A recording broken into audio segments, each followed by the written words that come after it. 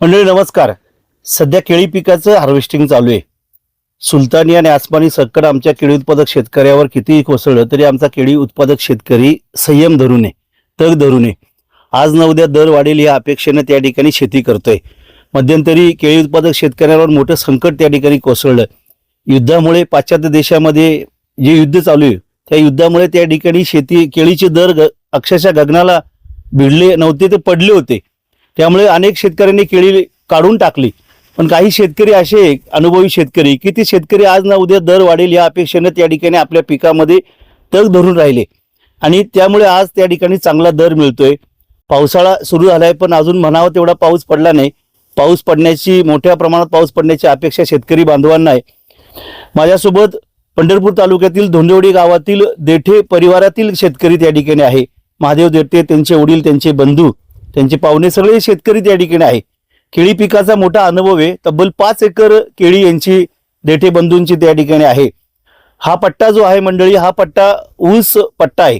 या भागामध्ये कारखाने आहेत आणि त्या ठिकाणी त्यामुळे टिपरू जमिनीमध्ये गाडायचं पाणी भरपूर आहे. भाटघरचं पाणी असेल, उजनीचं पाणी असेल, सोनके तलाव वगैरे, अशामुळे हा पट्टा हिरवेगार पट्टा त्या ठिकाणी मानला गेलो. पाण्याची बऱ्यापैकी त्या ठिकाणी उपलब्धता आहे. त्यामुळे ऊसाकडे शेतकरी जास्त वळतो कारण बिना टेन्शनचं पीक ऊस मानलं गेलं आणि ऊस आता 3000च्या पुढेही त्या ठिकाणी चालला आहे. त्यामुळे बऱ्यापैकी ऊस परवडतो. केळी, डाळिंब, द्राक्ष ही पिकं खर्चाच्या मानाने त्या ठिकाणी फार महाग पडतात. पण तरी सुद्धा या ठिकाणी केळी पिकामध्ये अनेक दिवसापासून आणि तरकारी सुद्धा पिकवण्याचं काम देठे बंधू या ठिकाणी करतात. केळी पिकामध्ये त्यांचं आता 5 एकर त्या ठिकाणी लागण आणि खोडवा असं आहे. 5 एकर दर चांगला त्या ठिकाणी मिळतोय आणि अवघ्या काही महिन्यामध्ये 10 ते 11 महिन्यामध्ये लाखो रुपये कमवण्याचं पिकवण्याचं काम या ठिकाणी देठे बंधूंनी केलं. नेमकं हे सगळं कसं घडून आलं आणि केळी पीक नक्की आजच्या घडीला परवडतं का, त्याची मशागत कशी असते, लावायचं कसं असतं आणि काय काळजी घ्यायची असते, ही माहिती महादेव देठे, त्यांचे वडील आणि त्यांच्या बंधूंकडून आपण जाणून घेत आहोत. नमस्कार. कसं याचं सुरुवात कशी झाली, ही रान कसं होतं, काय? याच्या आधी काय भाटघरच्या पाण्याची जीवाची शेती होती. हा, आणि पावसा पाणी पण परत उजनी भाटघर या दोन्ही माध्यमातून पाण्याचा सोर्स उपलब्ध झाला. ह्याच्या आधी डाळिंबाची शेती होती. डाळिंबाची शेती केल्यामध्ये पूर्ण बाग गेल्यानंतर डाळिंब पूर्ण काढण्यात आले 2019 पासून. 2019 नंतर परत ऊसाचे क्षेत्र वाढले. पण तिथून पुढे जरा बाहेरच्या भागातला जरा केळीचा अनुभव घेऊन केळीचं क्षेत्र वाढलं. केळीमध्ये 2-3 वर्षाला चांगले पैसे होते. त्या हिशोबाने आमच्या ऑगस्ट महिन्यात लागवड असते. त्या हिशोबाने आता आपला 3 एकराचा लागवडीचा मायक्रोसनचा प्लॉट आहे लागणीचा आणि 2 एकर खोडवा आहे. कधीपासून तुम्ही केळी करताय? 2019 पासून? हा, 2019 पासून ऊस होता. डाळिंब निघाल्यानंतर ह्या 1-4 वर्षात केळीचं क्षेत्र वाढवलंय. ऊसापरात जास्त केळी G9चं मायक्रोसन म्हणून आहे. बरं, कधीची लागवड आहे हे? 25 ऑगस्टची लागवड आहे. 25 ऑगस्ट 2025. कशी लागवड आहे? अंतर यातलं 7 बाय 5 वर लागवड केलेली आहे. एकरी 1250 रोपं बसतील. लागणीची पण त्याच पद्धतीवर लागवड आहे आणि खोडव्याची पण त्याच पद्धतीवर लागवड आहे 7 बाय 5 वर. बरं, रोप लावल्यानंतर मग सगळी चिटकली का रोप? हा, 1 नंबर. ऑगस्ट महिन्यात पावसाळ्याचा दिवस असल्यामुळे रोपाई लागवड 1 नंबर होते, व्यवस्थित चिटकून. तसा ऊसाचा 7व्यातला हंगाम असतोय, 7वीची लागवड. त्या पद्धतीनं ऑगस्ट सप्टेंबर केळी लागवडीसाठी 1 नंबर सीझन असतो आमच्या हिशोबानं. हा, आणि ॲव्हरेजच्या हिशोबानं पण जसं ऊसाला ॲव्हरेज 7व्या महिन्यात बसते लागवडीला अडसाली, तसं ऑगस्ट सप्टेंबरच्या लागवडीला दर कमी का असताना थोडाफार दराचा आपल्या हातात नाही, परंतु जी काय ॲव्हरेज आहे ती ऑगस्ट सप्टेंबरच्या लागवडीला चांगलं बस इतर सीझन परस. त्यामुळे आम्ही पुढे पण लागवडी होतात पुढच्या काही महिन्यात. पुढच्या लागवडी सरासरी आपण बघतोय लोकांच्या हाती निराशी जिती, पण आम्हाला ऑगस्ट सप्टेंबर हा सीझन योग्य वाटतो. भले 2 रुपये रेट कमी मिळेल पण ॲव्हरेज सरासरी 30 पर्यंत बसलं तरी ॲव्हरेज आपल्या हातात आहे, दराचा आपल्या हातात नाही. त्यामुळे आम्ही सरासरी ऑगस्ट सप्टेंबर ह्याच कालावधीत लागवड 100% असते. लागवडीच्या अगोदर मशागत काय केली तर रानाची तुम्ही? लागवडी आधी नांगरणी असेल, फन्न असेल, परत रोटरनं. परत आपली लागवड सरासरी काय असते, बऱ्यापैकी शेतकरी हे पूर्ण सफाई रानावर रोटरून लागवड करतात. पण आपण ह्या 2 वर्षात नवीन पद्धत अवलंबली. 7 बाय 5 वर सिंगल बेड सोडतो आपण. जी बांधणीच्या वेळी डबल बांधायची त्याऐवजी सिंगल बेडवर आपण आता लागवड करतोय. म्हणजे सारी पारली. हा, सिंगल बेड सोडून पॉवर टेलरनं सिंगल बेड 7 बाय 5 वर सिंगल बेड सोडायचं आणि लागवड करायची. आणि ज्यावेळेस 3-3.5 महिन्यांनी बांधणी त्यावेळेस खत टाकून परत एकदा पॉवर टिलरनं बांधणी करून घ्यायची. प्लेन राहणार तुम्ही लागवड केली? प्लेनवर अजिबात करत नाही. 2 वर्षाला बंद केले प्लेनवरचं. बरं. समजा जास्त पाऊस झाला, निचरा नाही होणं गेलं तर ती बेडचा उपयोग त्या पद्धतीने गादी वापा तयार होऊन लागवड एक नंबर होती. रोपाला काही त्रास होतो? काय त्रास होत नाही. त्याचा आम्हाला चांगला रिझल्ट आलाय. त्यामुळे आम्ही काय करतोय 7 पाय 5 वर बेड सोडून सिंगल बेड सोडूनच लागवड करतोय. नंतर रोप सगळी चिटकली, सगळं पाणी व्यवस्थापन कसं सुरू झालं लहानपणापासून? मग काय होतंय सुरुवातीला एक रोप चिटकलं, रान कसं आहे? एक 2-3 फुट काळी माती, त्यानंतर खाली कवळा मुरून परत 500 लागतोय 5 फुट. काय होतंय आता सध्याला रोप चिटकून नंतर एक 5-6 आळवणी केल्यानंतर एक महिना 6 महिन्यात 1.5 महिन्यात रोप पूर्ण स्टँड होतंय. तिथून पुढे काय बेसळ डोस आतापर्यंत 4 झाले. त्याला हार्वेस्टिंगला आलेला प्लॉट आहे पण 4 बेसळ डोस झाले. ते कॅल्शियम बोरॉनचे त्याच्या व्यतिरिक्त लिक्विड देतोय आम्ही. शेणखताचा वापर? शेणखताचा वापर काय होतंय बांधणीच्या वेळेस इकडे एक 7 ते 8 डम्पिंग पर्यंत वापरतोय. केळीला पाणी पण जास्त लागतं म्हणतात, मग कसं कुठल्या अवस्थेला पाणी जास्त लागतं? पाणी सुरुवातीला ऑगस्ट सप्टेंबरला पावसाळ्याचे दिवस असल्यामुळे त्यावेळेस काय आळवणीवरच प्लॉट येते एवढं पाणी. पाणी बांधणीनंतर पाणी भरपूर लागते का तर हे पूर्ण पाण्याचंच पीक आहे. पाणी भरपूर लागते. उसावानी पाणी कमी पडलं तर ती काय परत शेतकऱ्याला पदरी निराशाची ती का तर तसं पीक येत नाही त्या पद्धतीनं. वेन ज्यावेळेस होती त्यावेळेस किती पाणी कसं प्रमाण असतं? आता वेन ऑगस्टच्या लागवडीची वेन बरोबर उन्हाळ्यात चालू होती. पाणी जास्त लागतं त्यावेळेस 100% पाणी रोज एक 4 तास तर पाणी कम्प्लीट लागते झालं. नंतर मग आता माल तयार होताना तयार होताना काय होते वेन झाल्यानंतर बरोबर पाऊस जून जुलै पासून माल फुगायला चालू होतोय. आता ह्या वर्षी पाऊस कमी आहे त्यामुळं हार्वेस्टिंग पण पुढे लांबत चाललेला आहे. माल चालू होताना काय होते ऑगस्ट मध्ये जून जुलै मध्ये पाऊस चालू होतो जूनला. त्यावेळेस मालाची पूर्ण फुगवून चालू होती. मग पाऊस जर जूनला पडला तर एवढं पाणी लागत नाही. लिक्विड सोडायच्या किंवा डोस टाकले त्या हिशोबाने पाणी लागतंय आपल्याला. तुम्ही आता ठिबक पण आता बुडात 2 ठिबक सोडले, 2 नळ्या टाकल्या, मग काय कसं कसं काय होतं एका साईडला तर मुळीची वाढ ही एका साईडला चालते. त्यामुळे दोन्ही साईडला वाढ चालू असं पाहिजे असेल तर दोन्ही साईडला योग्य की बाबा दोन्ही साईडला लेटरल टाकावं लागते ड्रिपची. अंतर 7 बाय किती म्हणलं तुम्ही? 7 बाय 5 वर लागवड आहे. चांगलं अंतर म्हणजे बऱ्यापैकी लोकांचं काय होतंय 6 बाय 5 वर आम्ही ह्याच्या आधी पण करतो. 6 बाय 5 वर काय होतंय सूर्यप्रकाश मिळणं, क्वालिटी मालाची मिळणं फरक राहतोय. 6 बाय 5 वर जास्त सावली राहते. 6 बाय 5 वर 7 बाय 5 वर काय होतंय उन्हाचा प्रकाश पूर्ण मिळतोय त्या घडाला. त्यामुळं ऍव्हरेज चांगलं 6 बाय 5 परत ऍव्हरेज 7 बाय 5 वर एक नंबर आहे. तुम्ही आता आपण घड बघतोय, घडामध्ये तुम्ही थिनिंग पण केलंय, मग असं काय त्याचा फायदा झाला का तुम्हाला? ठराविकच काही घड तुम्ही ठेवले? आता आपण काय केलंय 12-13 फण्या होती ती 10-11 फण्या फिक्स करून ठेवलेल्या आहेत का तर एक्सपोर्टसाठी वादी महत्वाचे. पण ही व्हरायटी अशी आहे की आपण पहिल्यांदा 3-4 महिने सांभाळले व्यवस्थित तर त्या हिशोब वादी एक नंबर निघते. वादीसाठी स्पेशल अपदाव लागत नाही. त्यामुळे आपण मायक्रोसनच 2 वर्ष झालं लावतोय. त्यामुळं म्हणजे घड चांगला भरला, एक नंबर पर्यंत भरत. आता आपण साईज बघतोय भरपूर चांगली झाली आहे. 35 पर्यंत बरं सरासरी 30चा ऍव्हरेज पकडून चालायचं. आपली 3,500 रोप आहे. 90 ते 100 टन माल अपेक्षित आहे. बरं 3 एकरामध्ये 3 एकरामध्ये 90 टन, समजा 100 टन आपण धरूया. कसा रेट आता सध्या? आता 27 ते 28 चालू आहे मार्केट. सरासरी 25 बसला तरी एक 25 लाख रुपये तर खर्च किती होईल? खर्च 3 एकराला 7 ते 7.5 लाख रुपयेपर्यंत खर्च झाला आहे. 18-20 लाख रुपये राहतील तुम्हाला? होय 18-20 लाख 11 महिन्यामध्ये. 11 महिने परवडलं का? मग कसं परवडती. त्यामुळे तर इतर सोडून केळीकडे जास्त भर दिलाय. चिरंजीव म्हणताय की 11 महिन्यामध्ये 20-22 लाख रुपये राहतील. 11 महिन्यामध्ये 20 लाख रुपये एवढं असं उत्पन्न कधी या रानात झालंय का? नाही ज्वारीशिवाय मकाशिवाय काय नाही. बरं काहीच नव्हतं दुसरं? काय देखील नाही. मग आता बरं वाटतं एवढा पैसा येतोय. बरं खर्च बी तसा आहे. बर खर्च बी तसा आहे, मजूर आहे, अनेक गोष्टी आहेत. या खर्च भरपूर आहे. मग खर्च जाऊन पुन्हा शेवटाला आपल्याला राहिले किती शिल्लक शी पुन्हा निघतंय. मुलांकडे शेती दिली, मुलाकडे समजा. पण बरं वाटतंय का? आता मुलांनी शेती पण करून दाखवली की तुम्हाला लाख रुपये मिळवत आहे. होय होय. मग त्यामुळे बरं वाटतंय. बरं आहे. पहिला काळ आताचा काळ लय फरक. बर लय फरक. तुमच्या काळात एवढं निघत नव्हतं? नाही आपली ज्वारी पिकवणं कुठेही असलं दुसरं काय नव्हतं. 72च्या दुष्काळात 1/2 एकर ऊस लावला होता. पण आता केळी मुलं करताय, तुमची तरकारी बी करताय, पण कष्ट भरपूर आहे. मग कष्ट आहे की. मग आता काय करायचं? कष्टाशिवाय तर मिळत नाही. आयतं जांभळ पडत नाही तोंडात. कष्ट करावं लागतं. कष्ट करावं लागतंय भरपूर. तुमचं काय नाव? सुधीर उत्तम देते. बर, काका म्हणताय कष्ट भरपूर करावं लागतंय, आपण सगळे तरुण मुलं आहे, तरुण मुलं शेती नको म्हणायला लागली की आता नोकरीच्या मागे पळ पळायला लागले. शेती स्वतः केली तर शेती क्लास 1 अधिकाऱ्याला मागे सारती, बर. पण बांधावलेली शेती नाही. बर. कपडे स्त्री कपडे घालून का बांधाव फिरून शेती नाही. शेती स्वतः ज्या शेतकऱ्यांना, जे हाडाचा शेतकरी म्हणतो आपण, हा. तो शेतकरी जर रानात 1-2 तास अपदू द्या, शेती क्लास 1 अधिकाऱ्याला मागे सारती. बर, परवडत. हा, परवडती शेती. 11 महिन्यामध्ये 20 लाख आता झाले, पण समजा दर 2, 3, 4 रुपयावर आला तर मग कसं करायचं? नाही, एवढं रेट खाली येतच नाहीत. बर, हा. ते शेतकरी कसं, शेतकरी सण पण तोटा नफा दोन्ही शेतकरी सहन करू शकतो. म्हणजे हा, संयम ठेवावा लागतंय. तुम्ही आता काय सांगाल? आता ते सगळे पाहुणे रावळे तुमचे सगळे व्यवस्थित, सगळं केळीची बाग झाली तुमच्या, तुमच्या भागात सगळा ऊस पट्टा आहे, केळी पिकाकडे हे सगळे वळले, कसं वाटतं तुम्हाला? काय चांगलं वाटते बर.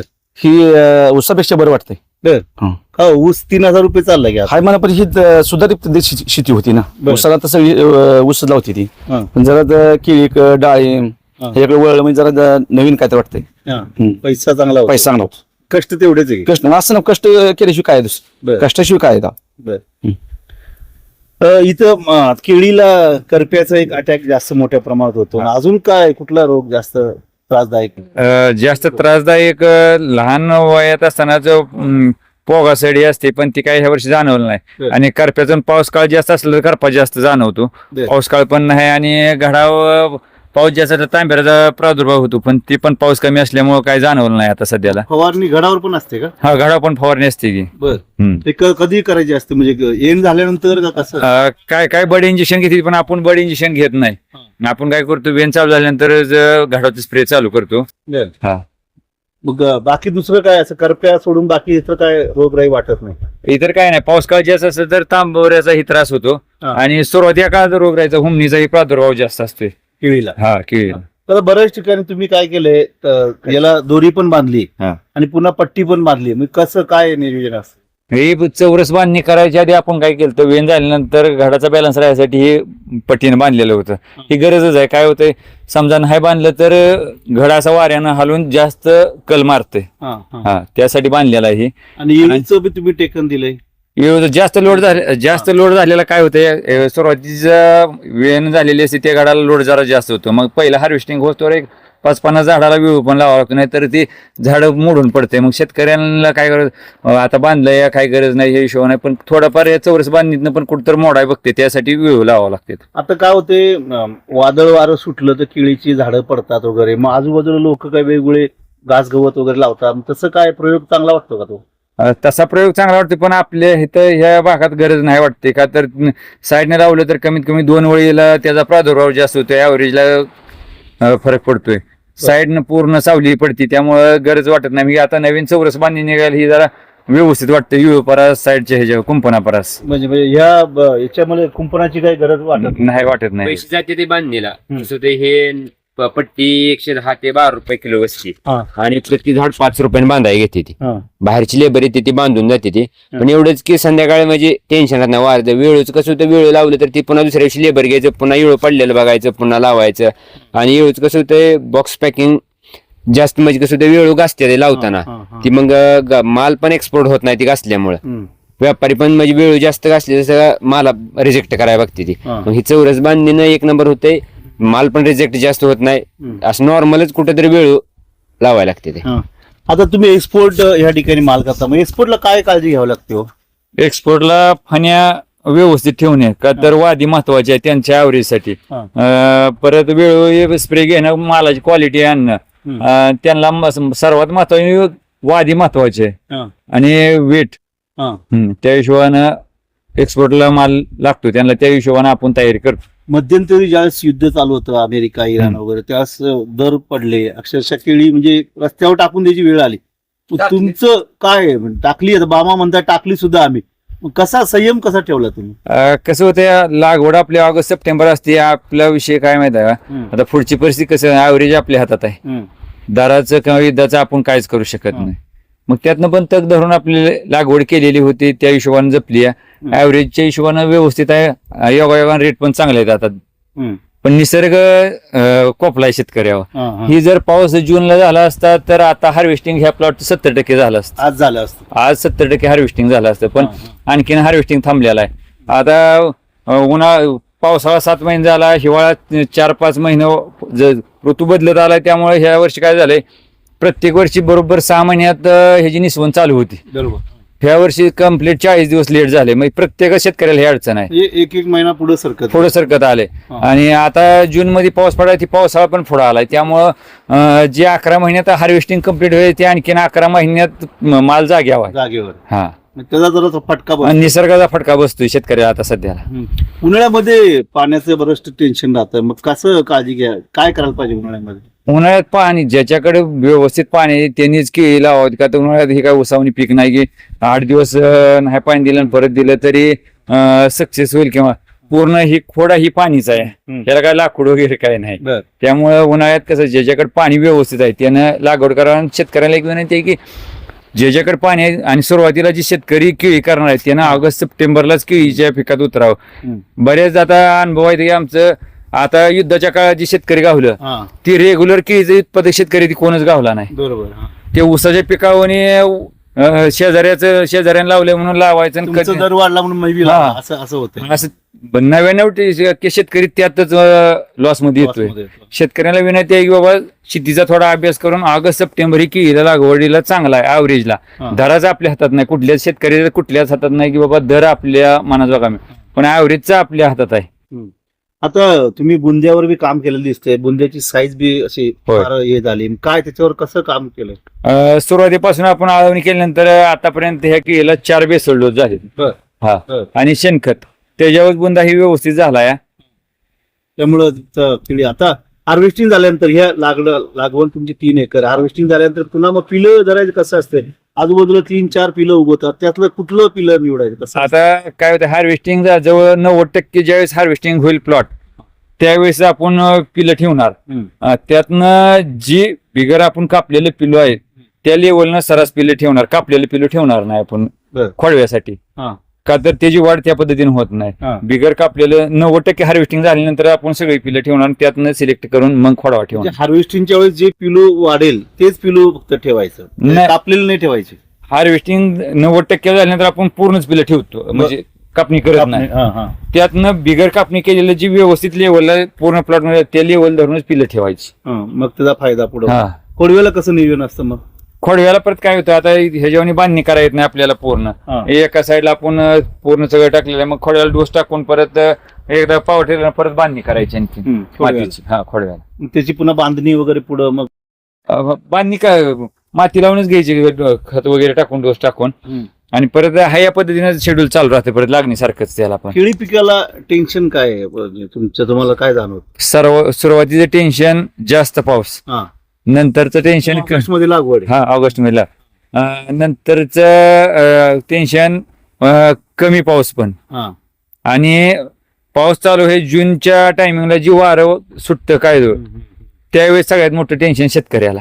ती चौरस बांधणी तुम्ही म्हणता ना केली की, पण शेवटी निसर्ग आहे. बरोबर. निसर्ग काय करू शकेल हे आपण पण सांगू शकत नाही. चौरस बांधणी म्हणजे आपलं समाधान आहे तेवढ्या पुरतं की बाबा प्लॉटला काय होऊ शकणार नाही. पण शेवटी निसर्गाचा चमत्कार तर मला पण माहित आहे. पाडायचं म्हणलं काय वाऱ्या शेवटी पट्टीची बांधणी. बरोबर. तुमचे बंधू म्हणतात की शेतकऱ्याने अभ्यास करून शेती करायला पाहिजे, अभ्यास करून शेती केली तर परवडते. ऊस पट्ट्यामध्ये आता केळीकडे लोक वळायला लागले. धोंडेवाडी भागात डाळिंब शेती भरपूर व्हायची पूर्वी, आता केळीची शेती वाढायला लागली. काय तुमचा अनुभव? आता कसं झाले, ऊसाचं पण कसं होतंय, शेतकरी सगळा त्रास म्हणजे वैतावून गेलाय की 3,936 जर दिलं तर 2 टप्प्यात 2,1800 काय कारखाने बिलच नाहीत. बरोबर. 3,000 देऊन पण ते बिल नाही. शेतकरी मग दुकानदार उधार राहत नाही, कोण लेबर उधार, म्हणजे ते पेमेंट होत नाही, त्यांना जागेवर पेमेंट करायचं. आता जर ऊस तोडणी कामगार असेल तर ते कारखाना म्हणते एवढं द्या, पण ती लेबर ऊसच तोडत नाही. बरोबर. पहिली गोष्ट. पुन्हा ट्रॅक्टर मालक आला, ती JCB आणा, घुसलंही केलंय, ते पूर्ण शेतकरी एकरी कमीत कमी एक एकर ऊस तोडाय 10,000 ते 15,000 रुपये खर्च आहे शेतकऱ्याला. त्यामुळे कसं होतंय, ते रिस्क नकोच वाटतंय. मग ती केळी लावले त्यांचं लेबर येते, कटिंग होतंय, हार्वेस्टिंग होतंय, ते रिस्क राहते की इतर पिकात फळबागात, पण तसं पैसा पण होतोय. त्यामुळे एवढं टेन्शन होत नाही. ऊसाया मग कसं होतंय, ऊस जरी कारखाने गेला तर आता दुसऱ्यांदा सीझन चालू झाला तरी बिलं नाही तरी बिल नाही, बरोबर मग शेतकऱ्यानं मग त्या परत शेतकऱ्यानं थोडंफार जोडधंदा म्हणून दुसरं काय तर करायला पाहिजे. आता बिलाचं तुमच्या याचं केळीच्या पैशाचं कसं नियोजन होतं का व्यवस्थित? व्यापारी म्हणजे करतात, देतात का पैसे? ते आपण आता व्यापारी त्या पद्धतीनं कधी कधी माल घेऊन जातात, पुन्हा पसार बी होतात. काय आता काय होतं की याचं काय काय व्यापारी जी मोठे व्यापारी आहेत ते रोखीने व्यवहार करतात. काय जणाला जमत नाही, मग आता एक 10% रोखीने व्यवहार होतात, 90% त्यांचे 25 दिवसाचा 30 दिवसाचा कालावधी असतो पैशाला. पण शक्यतो पैसे काय बुडत नाहीत. आतापर्यंत अनुभव आहे. 8-4 दिवस लांबते तर इकडे तिकडे शेवटी पण बुडत नाहीत पैसे केळीचं. तर कुठल्या भागात माल जास्त खपतो हा केळीचा आपला? आता ही एक्सपोर्टला इराणचं युद्ध चालू आहे, पण इराक, ओमान आणि दुबई ह्याच भागात जास्त शेतकऱ्याचा माल जातोय आता आपला. काळजी काय घ्यावं लागते केळी पिकाला? तर एवढं चांगलं तुम्ही जोमदार पीक आणले, पैसेही चांगले यावर्षी होणार, काळजी काय? कुठलं म्हणजे कसं करता काळजी? काळजी म्हणजे आता एकदा वेन झाल्यानंतर पूर्ण घडाची काळजी. डासाचं नियंत्रण असेल तर खालची पूर्ण स्वच्छता ठेवावं लागते बागेची. त्यानंतर डासासाठी औषध वेळोवेळी मारणं, घडावं वेळोवेळी spray डासाचा त्रास होतो का म्हणजे काय? पाऊस जास्त असला तर डासाचा त्रास होतो ना ह्या गाणीमुळं. बरं, हां. मग ते डास बरोबर घडावत बसते, त्याचा मग स्पॉट येते, मग ती परत एक्सपोर्टला जात नाही. मग आता ह्या वर्षी पाऊसच कमी आहे त्यामुळे डासा एवढा त्रास पण वाटत नाही. ती एक काळजी. स्वच्छता ठेवली तर म्हणजे स्वच्छता ठेवावं लागते. स्वच्छता ठेवली का तुमचा खर्च पण वाचतोय ना. डासासाठी असेल घडाच्या स्प्रे, स्वच्छता महत्वाची आहे केळीच्या बागेत.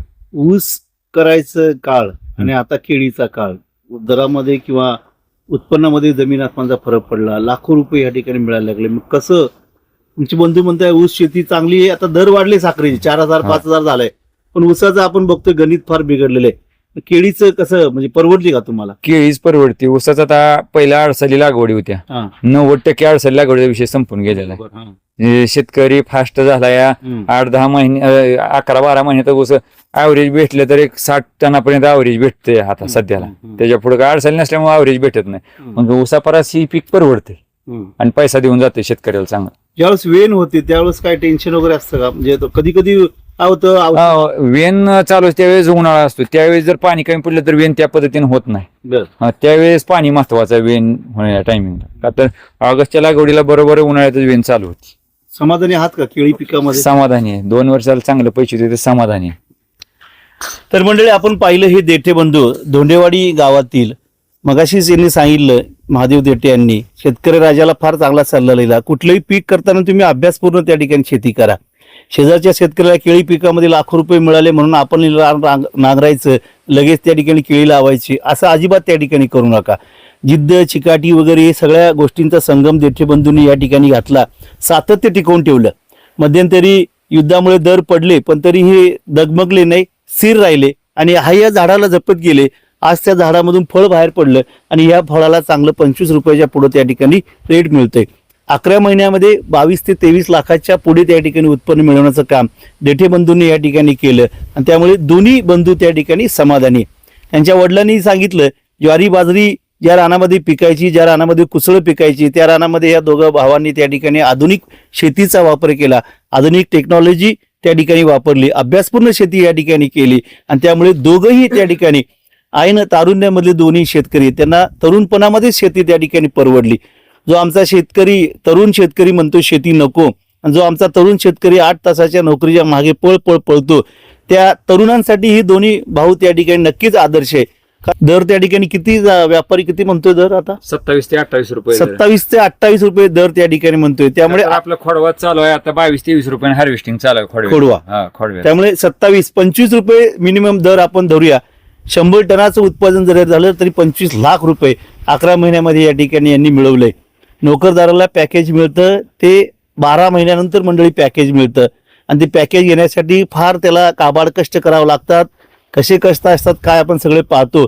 आमचा शेतकरी तसेच कष्ट करतो, घाम घालतो आणि या घामातून नोकरदारापेक्षा, यांनी सांगितलं, नोकरदारापेक्षा क्लास 1 अधिकाऱ्यापेक्षाही चांगलं उत्पन्न आम्ही आमच्या शेतामध्ये पाडू शकतो. फक्त जिद्द, चिकाटी आणि संयम या गोष्टी त्या ठिकाणी शेतकऱ्याने ठेवायला पाहिजे आणि अभ्यासपूर्ण शेती करायला पाहिजे. मंडळी, शेतीविषयक असेच नवनवीन व्हिडिओ, अशाच नवनवीन यशोगाथा आपल्याला पाहायच्या असतील तर आमच्या चॅनलला सबस्क्राईब करा, जेणेकरून वास्तव असणाऱ्या यशोगाथा आपल्याला पाहायला मिळतील. धन्यवाद.